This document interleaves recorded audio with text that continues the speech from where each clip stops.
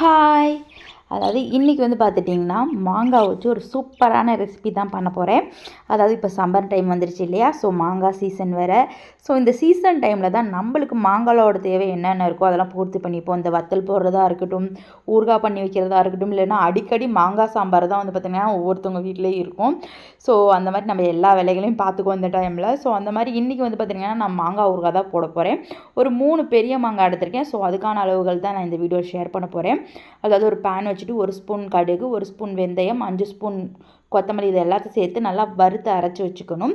அப்புறம் ஒரு பெரிய கடாய் வச்சு 1 கப் அளவுக்கு நல்லெண்ணெய் சேர்த்து 1 ஸ்பூன் கடுகு போட்டு நல்லா பொரிஞ்சோடனே ஒரு கைப்பிடி அளவுக்கு கருவேப்பிலை போட்டு நல்லா பொரிய விட்டுட்டு ஒரு 3 மாங்காய் எடுத்து வச்சுருக்கேன் இல்லையா? ஸோ அதை நல்லா வாஷ் பண்ணி கட் பண்ணிவிட்டு ஃபேனில் நல்லா அந்த ஈரம் போகிற அளவுக்கு வளர்த்திட்டு அந்த மாங்காவை வந்து இந்த தாளிப்போடு சேர்த்து நல்லா கிளறி விட்டுட்டு அப்புறம் இதோட ஒரு 5 ஸ்பூன் தனி மிளகாய் தூள், 1/4 ஸ்பூன் வந்து பெருங்காயம் சேர்த்து நல்லா வதக்கி விட்டுட்டு தேவையான அளவுக்கு உப்பு சேர்த்துக்கோங்க. ஒரு பாதி வதங்கினதுக்கப்புறம் வந்து பார்த்துட்டிங்கன்னா அந்த அரைச்சி வச்சுருக்கோம் இல்லையா பவுடர், அதையும் வந்து இதோட சேர்த்துட்டு ஒரு ஸ்பூன் அளவுக்கு வந்து நாட்டு சக்கரை சேர்த்துக்கோங்க.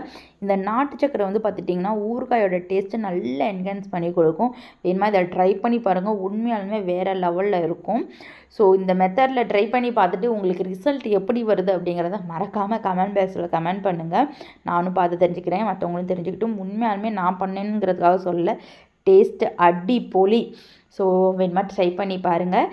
யாருக்கெல்லாம் வந்து மாங்காய் ஊறுகாய் ரொம்ப பிடிக்கும் அப்படின்னு வந்து ஃபீல் பண்ணுறீங்களோ அவங்களாம் மறக்காமல் கமெண்ட் பாக்ஸில் ஒரு ரெட் ஹார்ட் வந்து கமெண்ட் பண்ணுங்கள். ஓகே, சரி, ஓகே. தேங்க்ஸ் ஃபார் வாட்சிங்.